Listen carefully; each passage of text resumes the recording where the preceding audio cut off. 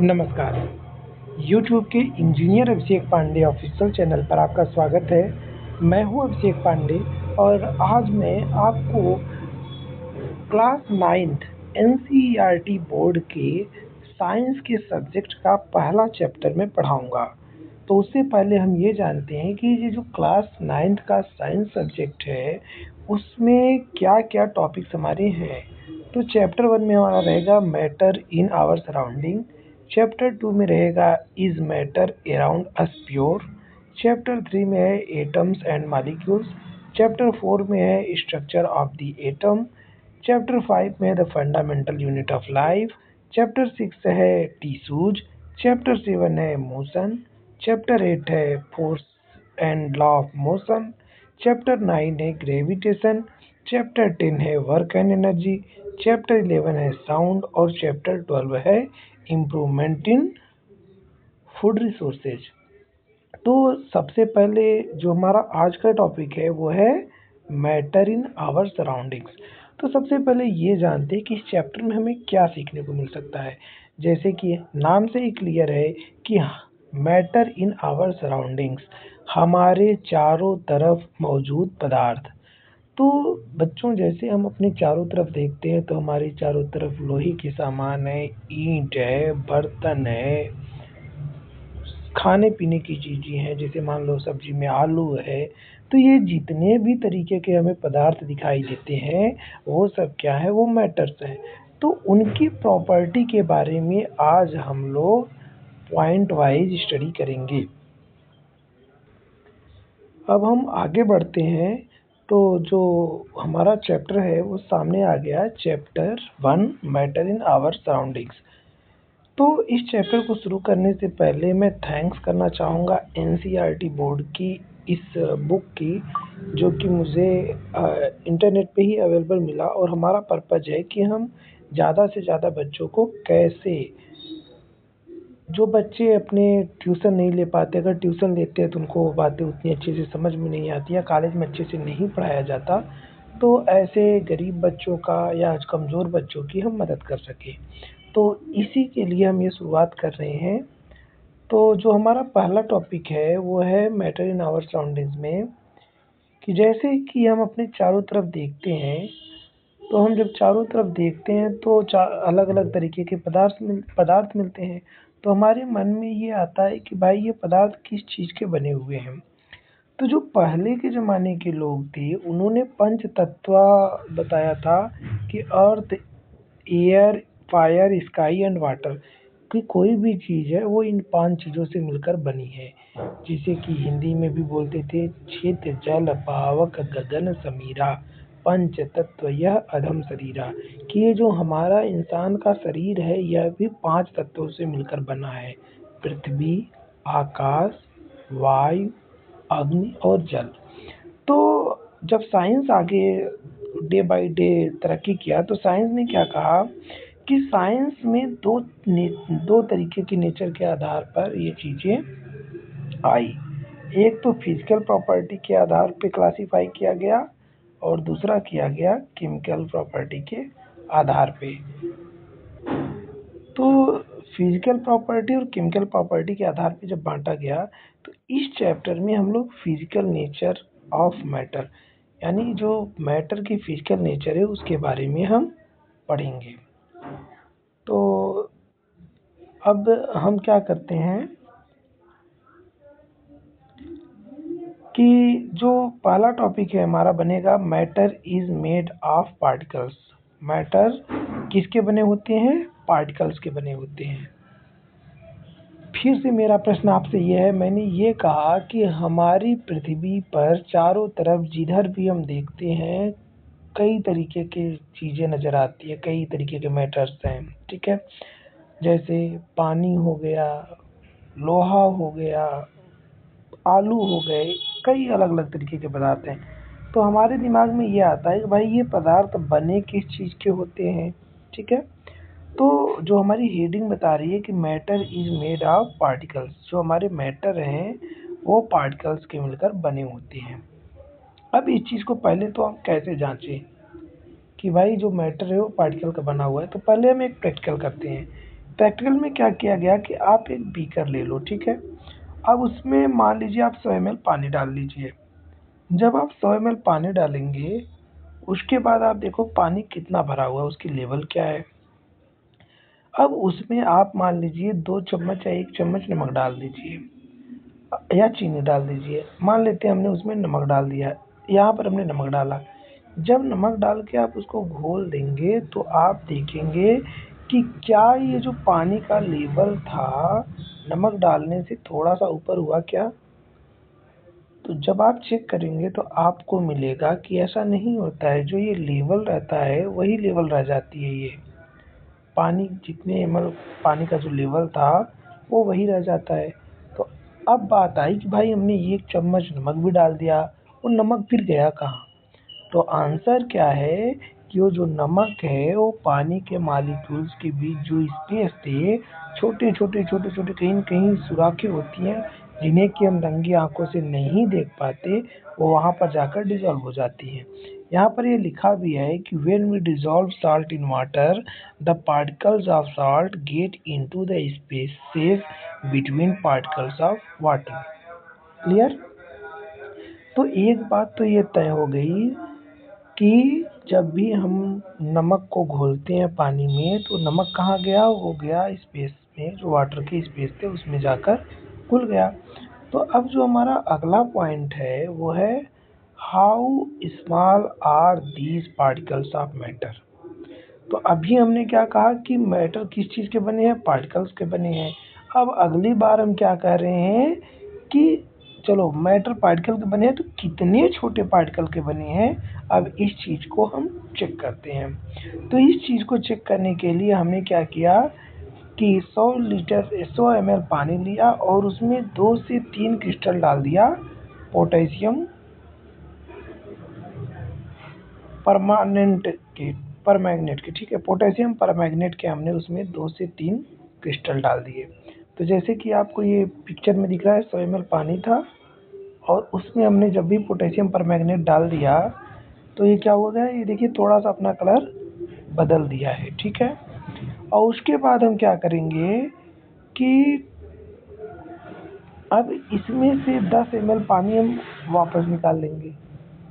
देखिए हमने 10 ml निकाल लिया, 100 ml था, हमने 2 से 3 टुकड़े पोटेशियम क्रिस्टल के डाले और 100 ml हम 10 ml उसमें से निकाल लिए उस घोल को। अब ये बचा कितना, 10 इसमें से निकल गया तो ये बचा 90 ml, ठीक है। अब इसमें से 10 ml जो निकालेंगे वो फिर से दूसरे बीकर में 90 ml था उसमें साफ पानी में डाल देंगे। तो इस तरीके से हम डालते चले जाएंगे तो हम ये देखेंगे कि एक भी पहले देखिए पहले पानी का कलर क्या था, पहले दूसरा कलर था, बिल्कुल ही क्लीन पानी था। जैसे हमने पोटेशियम परमैंगनेट डाला अब ये डार्क कलर में हो गया, बिल्कुल गाढ़ा। जब मैंने उसका थोड़ा सा हिस्सा दूसरे बीकर में डाला और कलर थोड़ा हल्का हुआ, दूसरे बीकर में डाला और हल्का हुआ, तीसरे बीकर में डाला तो और हल्का हुआ। तो ये काफ़ी हल्का होता चला गया, ठीक है।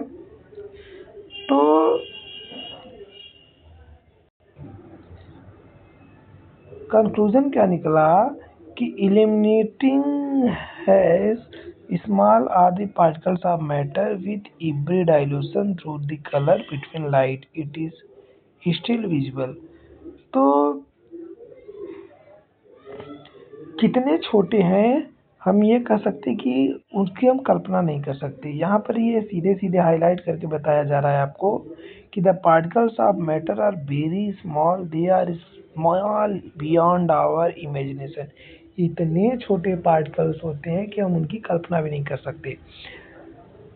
जैसे मान लीजिए मैं आपको एक एग्जांपल दे रहा हूँ कि एक लड्डू है, लड्डू का सबसे छोटा पार्टिकल्स क्या है, आप कहोगे बुनिया है, ठीक है।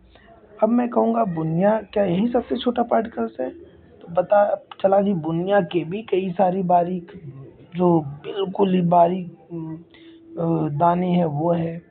फिर वो बिल्कुल बारीक दानों से बुनिया बनी, फिर उस बुनिया से लड्डू बना। तो ये जो बिल्कुल बारीक दाने हैं, अगर मैं आपसे ये पूछूं क्या ये यही सबसे स्मॉलेस्ट है, तो आंसर आया नहीं भाई, ये भी कई सारे बहुत छोटे स्मॉल पार्टिकल से मिलकर बने। तो कंक्लूजन ये है कि ये बहुत ही ज़्यादा स्मॉल पार्टिकल से मिलकर बने हुए होते हैं।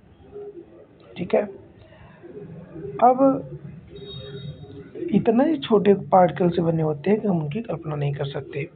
तो अब बात आई हमारी characteristics of particle of matter. अब हम लोग जो हमारे पार्टिकल्स हैं उनकी हम कैरेक्टरिस्टिक्स को जानेंगे। तो जब हम उसकी कैरेक्टरिस्टिक्स को जानते हैं तो क्या क्या कैरेक्टरिस्टिक्स होती हैं। तो जो पहली कैरेक्टरिस्टिक्स है वो है particles of matter are continuously moving. जो भी मैटर्स के पार्टिकल्स होते हैं जो कि बहुत ही बारीक होते हैं, इतने बारीक कि हम उनकी कल्पना नहीं कर सकते, वो लगातार इधर उधर ऐसे घूमते रहते हैं। ठीक है, अब इसको हम चेक भी कर सकते हैं। खैर, चेक करने के लिए जो एक्टिविटीज़ हैं अभी आप इनको स्टडी कर लीजिएगा, क्योंकि मैं चाहता हूँ कि वीडियो शॉर्ट में बने और हेल्पफुल भी रहे, तो इसलिए हम कुछ चीज़ों को आपके लिए भी छोड़ रहे हैं। तो पहली चीज़ हमने क्या देखा कि जो पार्टिकल्स हैं वो चारों तरफ इधर उधर मूव करते हैं, ये पहली प्रॉपर्टी है। दूसरी क्या प्रॉपर्टी है कि particles of matter attract each other, कि जो मैटर्स होते हैं उनके पार्टिकल एक दूसरे को अपनी तरफ आकर्षित करते हैं।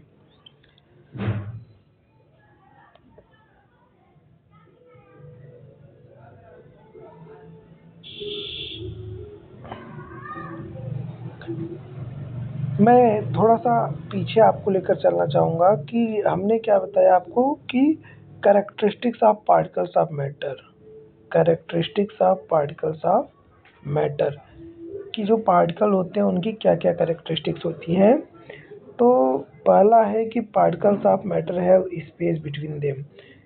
जब भी कोई दो पार्टिकल हैं तो उनके बीच क्या होती है, स्पेस होती है, मतलब यहाँ थोड़ी सी गैपिंग होती है। ये गैपिंग बहुत ही कम होती है जिन्हें कि हम नंगी आंखों से नहीं देख सकते।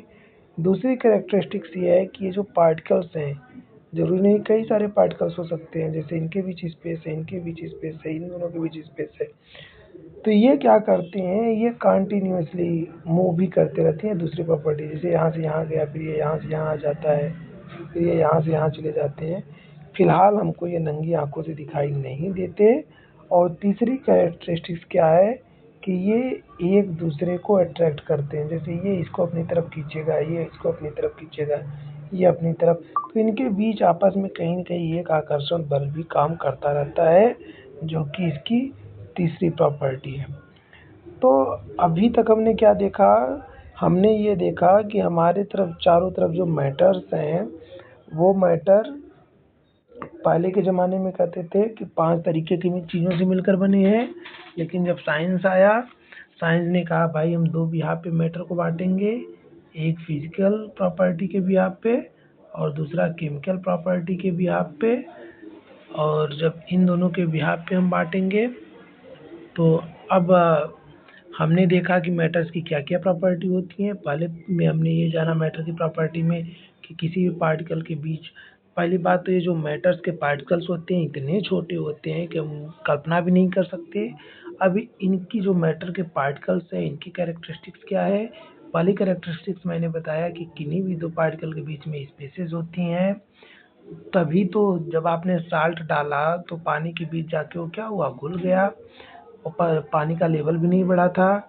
दूसरी प्रॉपर्टी क्या होती है कि ये कंटिन्यूअसली इधर उधर मूव करते रहते हैं। तीसरी प्रॉपर्टी क्या है कि ये एक दूसरे को अट्रैक्ट भी करते हैं। ठीक है, तो अब हमने ये देख लिया। अब हम बात करेंगे कि क्या क्या स्टेट्स होती हैं मैटर की।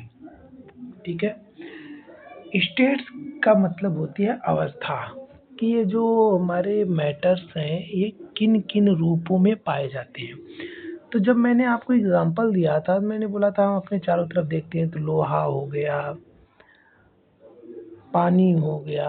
तो देखो लोहा क्या है, हार्ड है, काफ़ी ठोस है। पानी क्या है, वो तरल पदार्थ है, वो एक जगह से दूसरी जगह बहता है। और तीसरा हम देखते हैं गैसियस फॉर्म में भाप वगैरह निकलती रहती हैं। तो देखो ये कई रूप हैं, तो इसीलिए हम जानना चाहेंगे कि एग्जैक्टली जो मैटर्स हैं उनके कितने स्टेट होते हैं। तो जो पहला स्टेट है वो है सॉलिड स्टेट। सॉलिड स्टेट में क्या होती है, वो मॉलिक्यूल्स जो मैंने बताया था आपको ना, इनकी प्रॉपर्टी होती है वो बहुत ही क्लोज होते हैं, जितना ज़्यादा क्लोज होंगे उतने ज़्यादा ये सॉलिड होते हैं। ठीक है, ये तो मैंने आपको प्रॉपर्टी बता दिया इसकी। तो अब मैं एग्जांपल भी बता रहा हूँ आपको सॉलिड स्टेट में कौन कौन सी चीज़ें, जैसे आपका लोहा हो गया, आपका प्लास्टिक की बॉडी हो गई, बर्तन हो गए, ये सारी चीज़ें क्या हैं, सॉलिड है। लकड़ी हो गया। और लिक्विड स्टेट में कौन कौन से मैटर हैं, लिक्विड स्टेट में जैसे पानी हो गया, तेल हो गया, दूध हो गया, मतलब वो उस फॉर्म में जिसमें कि कोई भी चीज़ बहती है। और तीसरा स्टेट होता है गैसियस स्टेट। गैसियस स्टेट का मतलब ये है कि जब कोई चीज़ बहे, इनके बीच जो है ना गैपिंग, या कोई भी चीज़ उड़ती कब है, जब ये गैपिंग बहुत ज़्यादा होती है। ये यहाँ पर देखिए आपको समझाया गया है, मैं भी यहाँ पर आता हूँ आपको यहाँ पे समझाऊंगा। ठीक है, तो तीसरा फॉर्म है गैसियस, जो कि उड़ते हैं। उड़ने का मतलब ये है कि आ, वो एक जगह टिके नहीं रहते। देखो कुछ चीज़ें ऐसी होती हैं जो कि जिनका शेप कॉमन रहता है, कुछ ऐसी होती हैं जिस मटेरियल में रखो वो उसी का शेप ले लेती हैं, कुछ ऐसी होती हैं। तो ये अलग अलग प्रॉपर्टीज़ है, फिलहाल हम प्रॉपर्टी पे आएंगे तब बताएंगे। तो जैसे यहाँ पर देखिए जो सॉलिड चीज़ें होती है ना, वो उनके क्रिस्टल्स बहुत ही पास पास होते हैं। जो लिक्विड होते हैं उनके थोड़े से ज़्यादा दूरी पे होते हैं, और गैसियस में बहुत ज़्यादा दूरी पर होते हैं। तो ये तीनों मटेरियल के अंदर की हमने प्रॉपर्टी को आपको दिखा दिया। ठीक है, अब बात आई कि हमने तो ये बता दिया कि भाई तीन तरीके के मैटर होते हैं। मैटर तीन तरीके के होते हैं। कौन कौन से मैटर होते हैं, मैंने कहा भाई पहला है सॉलिड, सॉलिड जैसे कि लोहा। दूसरा हमने कहा कि भाई लिक्विड होते हैं जैसे कि वाटर। तीसरा हमने कहा कि गैसियस होते हैं जैसे कि, गैसियस का मतलब जैसे कि भाप हो गया। ठीक है, तो अब हमारा प्रश्न ये है कि क्या ये अपने स्टेट को बदलते भी हैं। क्या ऐसा भी होता है कि सॉलिड लिक्विड बन जाता हो, लिक्विड, फिर से मैं लिख रहा हूँ, क्या कभी ऐसा भी होता है कि सॉलिड लिक्विड बन जाता हो, लिक्विड गैसियस स्टेट में आ जाता हो। तो ये आंसर क्या है आपका, हाँ, आप अच्छे से जानते होंगे अगर कोई आइस है, बर्फ का टुकड़ा है, तो किस स्टेट में है, सॉलिड स्टेट में है। जब हम इसको थोड़ा सा पिघला देते हैं तो क्या बन जाता है, पानी बन जाता है, तो लिक्विड स्टेट में आ जाता है। और जब हम इसको और गर्म कर देते हैं तो भाप वेपराइज होकर भाप बनकर उड़ने लगता है। तो हुआ ना कि क्या आपका प्रश्न था कि क्या matter, can matter change it's state, क्या मैटर अपने स्टेट को बदलते हैं। तो आंसर है हाँ, ये अपने स्टेट को बदलते हैं। ठीक है, अब हम आगे बढ़ते हैं।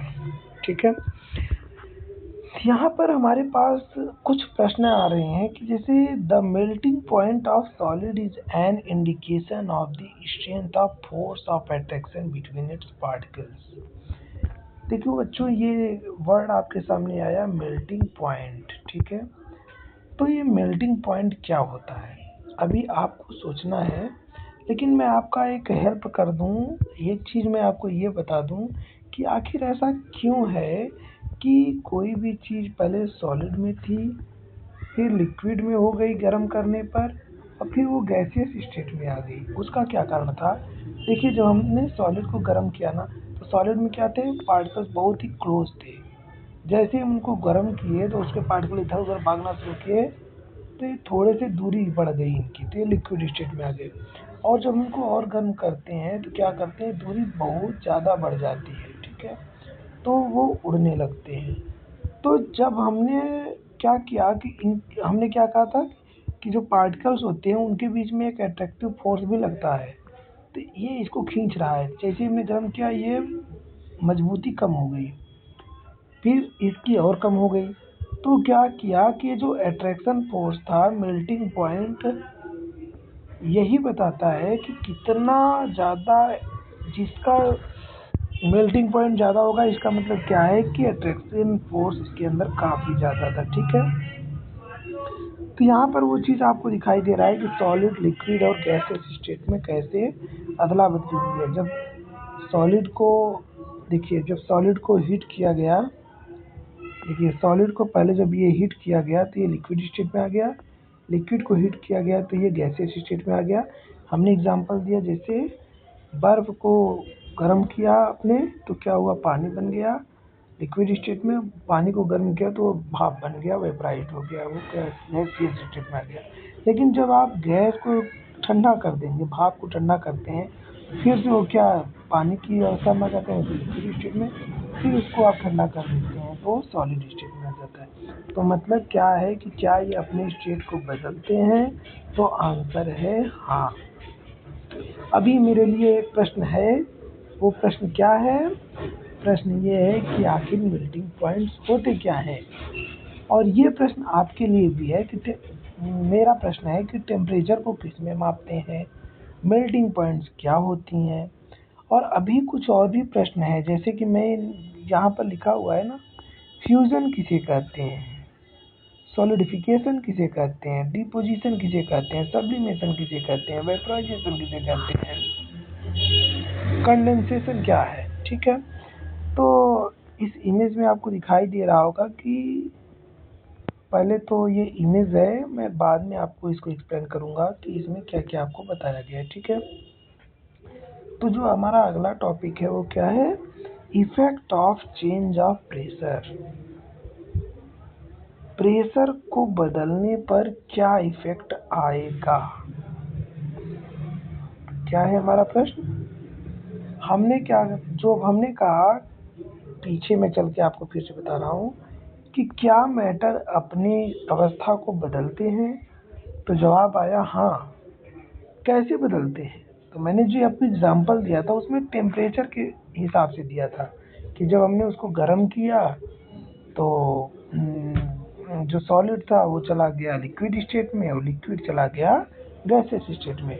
और वहीं जब हमने टेम्परेचर को ठंडा कर दिया तो गैसियस स्टेट आ गई लिक्विड में, और लिक्विड आ गया सॉलिड में।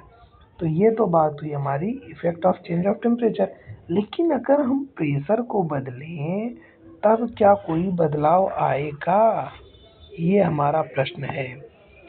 तो प्रेशर को बदलने पे क्या होगा, यहाँ पर आप देख सकते हैं, यहाँ पर लिखा हुआ है कि we have already learn that the difference in various states of matter is due to the difference in distances between the constituent particles. What will happen when we start putting pressure and compress the gas enclosed in a cylinder?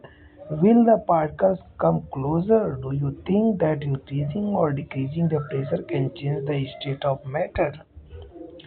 Applying pressure and reducing pressure can liquefy gases. Have you heard of solid carbon dioxide? It is stored under high pressure. Solid carbon dioxide gets converted directly into gaseous state on decrease of pressure to 1 atmosphere without coming to liquid states. This is the reason that solid carbon dioxide is also known as dry ice. Thus, we can say that pressure and temperature determine the state of substance, whether it will be solid, liquid or gas. ठीक, देखो बच्चों, यहाँ पर मैंने ये पूरी line क्यों पढ़ी, मैं इसलिए पढ़ा ताकि आपको ये समझ में आए, सुनने में आए। देखिए, ये एक सिलेंडर है, सिलेंडर में क्या होती है, गैस भरी होती है, आप सब जानते हैं।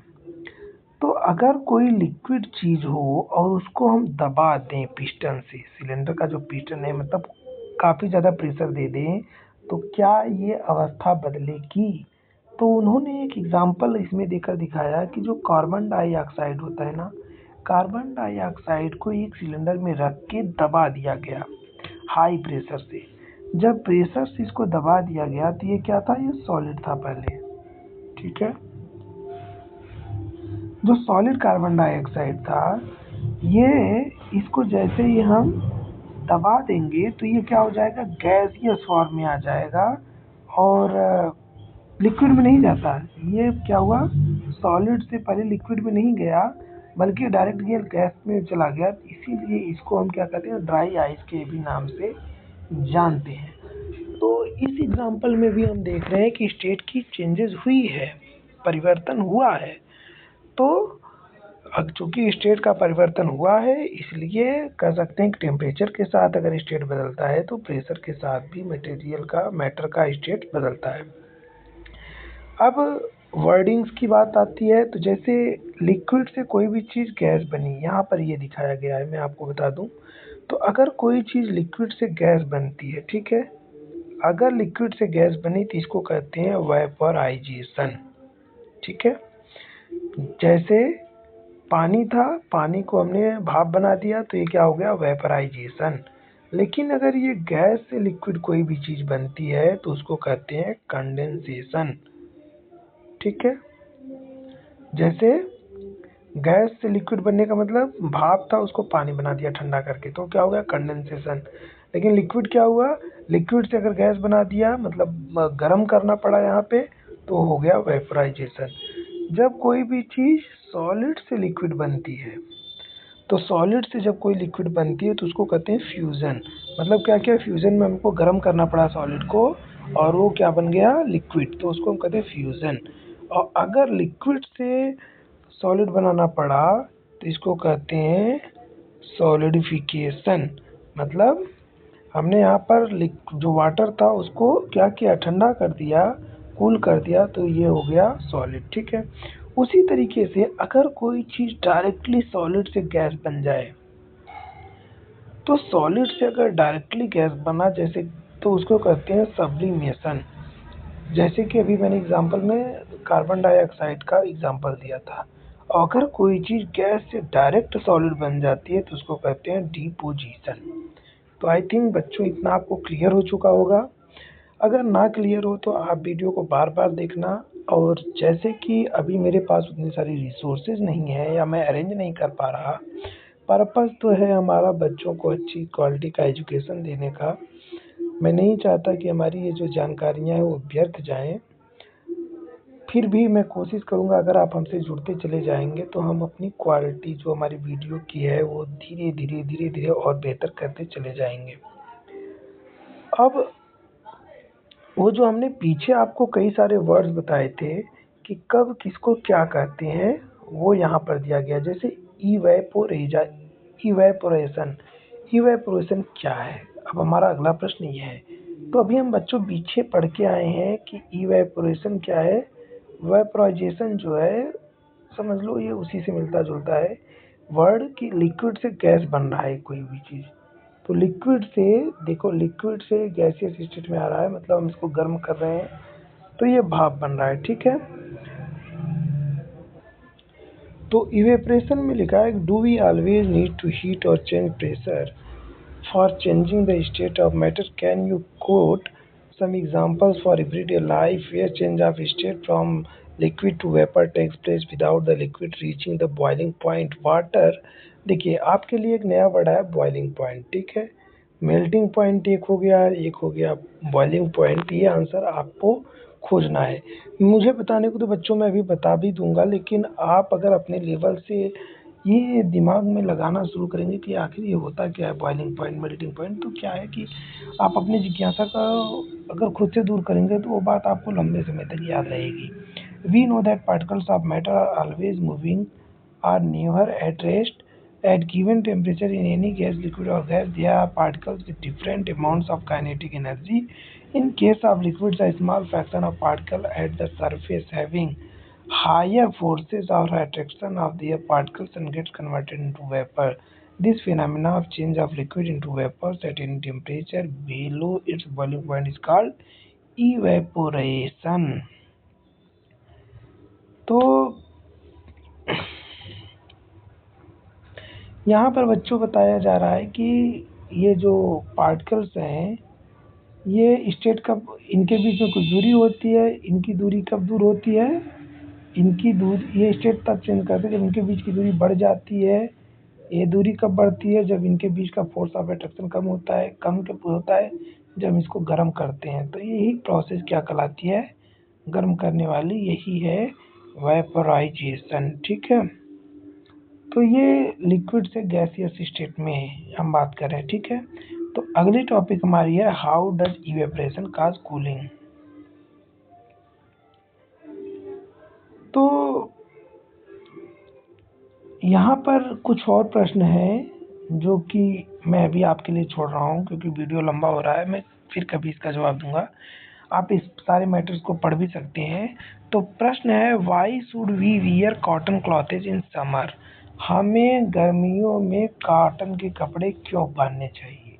ये सोचने वाली बात है। Why do we see water droplets on the outer surface of a glass containing ice cold water? जो बर्फ रखी रहती है उसके ग्लास के बाहर हमें कुछ बूंदें क्यों दिखाई देती हैं? ठीक है, तो ये हमारा प्रश्न है, ये हमारी ईगरनेस है। और हमने क्या क्या सीखा, ये सारी चीज़ें यहाँ पर लिखी हुई हैं। अगर मैं आपको समराइज कर दूं कि हमने क्या क्या सीखा कि मैटर किसके बने होते हैं? छोटे छोटे पार्टिकल्स के बने होते हैं। ये हमारे चारों तरफ किस फॉर्म में रहती हैं? सॉलिड, लिक्विड और गैस के फॉर्म में रहती हैं।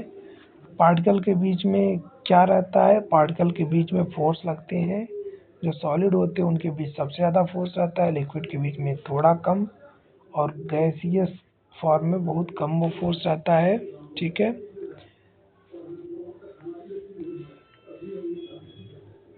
और जो सॉलिड होते हैं बिल्कुल ही करीब करीब एक सीक्वेंस में रखते हैं उसमें पार्टिकल्स, जबकि लिक्विड में थोड़ा, इसमें एक सीक्वेंस में रहेंगे, इसमें थोड़ा टेढ़े मेढ़े जगह भी रह सकते हैं लेकिन कम दूरी पे, और गैसियस स्टेट में तो बिल्कुल ही अलग अलग जगह पे रहते हैं।